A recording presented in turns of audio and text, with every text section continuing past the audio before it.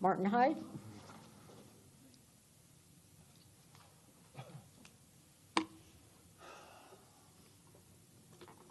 Good afternoon, Commissioners, Mayor, Vice Mayor. My name obviously remains Martin Hyde.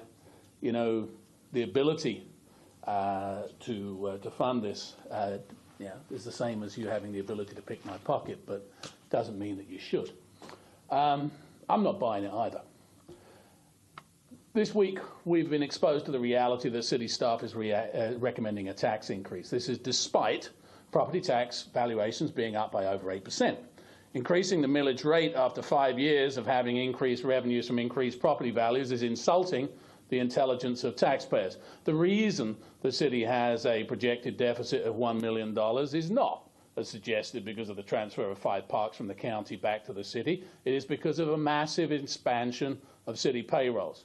In the last 5 years, the city has added millions of dollars in annual overhead. The sums added, lest you forget, in recurring annual expense include $200,000 a year for a sustainability department, $150,000 a year for a planning director, $160,000 a year for a second assistant city manager, $80,000 a year for a homeless outreach team manager, $88,000 agreed just 2 weeks ago, despite the clear knowledge of the deficit, for a new building department assistant, $58,000 for a media relations assistant, plus dozens of new administrative jobs, which we had rid ourselves of during the last recession. The inflation-busting raises you handed out last year to senior management earning over $100,000 totaled over $80,000. I've stated in this chamber on more than 15 occasions in the last year examples of wasted money, from $125,000 for a report on spending money at Bobby Jones that the city clearly doesn't have, to $6.3 million spent already on the Western lawsuit. You do still have options beyond asking for a taxpayer-funded bailout, which are to impose an immediate hiring moratorium and pay freeze for 2018-19. This would likely save the city the whole of the deficit through voluntary employee turnover.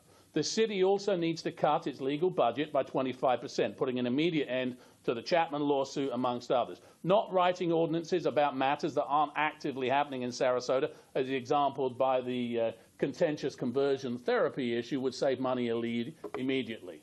No to more studies of any kind, such as the $200,000 wasted on the IACP report for the next 12 months, including cancelling any proposed ones, would be immediately cost beneficial. We need to also look, and this is important, at starting negotiations with the police unions over pensions. As 52% of SPD expense going to pensions, it's unsustainable,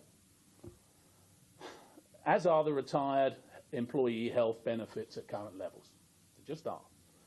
What we're here at is like the end of a blowout vacation, when the credit card bill arrives and you realize you went way over what you could afford. The next part is the time when responsible adults learn a lesson about short-term pleasure from spending versus long-term pain from paying for it. Of course, the one gap in this isn't the math. It's that it isn't your money. If you increase taxes without taking all of the measures I suggested to avoid it, the electorate will, I believe, reject you at the first opportunity, whether it's next March or in 2020. Thank you. Thank you.